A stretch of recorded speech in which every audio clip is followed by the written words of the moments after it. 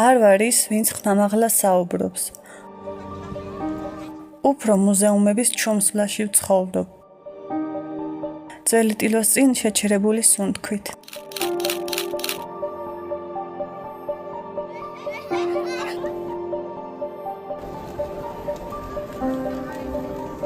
ხელოვნებად ვცოდნე ვარ, მაგრამ ეს სიტყვა არ გამოხატავს იმ ემოციურ სიღრმეს, რასაც განვიცდი.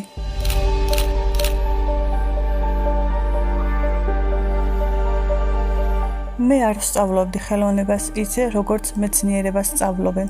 მე მასთან მივდიოდი, როგორც ადამიანი, ვინც შვებას ეძებს. ლიკა შაინიძე, ხელოვნებად ვცოდნე. რთული გზა გავიარე, რომ ჩემი ხმა ამ პროფესიის შიგნით მეპოვა. ხატავდი გულით, არა ფუნჯით, არამედ კითხვებით. რატომ ასე? რატომ ახლა? რას ხედავდა მხატვარი, რასაც მე ვერ ვხედავ? ხელოვნებას რომ ხედავ, თითქოს სხვა განზომილებაში გადავდივარ. წარმოვიდგენ, რომ რემბრანდტის უკან მდგავარ ჩრდილში.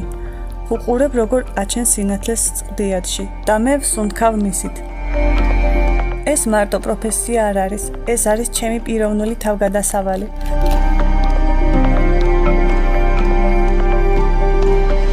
ყოველი ახალი აღმოჩენა შთამაგონებს, მავსებს და იმ წუთას, როცა ნახატს ვუყურებ, აღარ ვარ მარტო. ეს ჩემი გზაა, ჩუმი, ღრმა, მაგრამ ნამდვილი.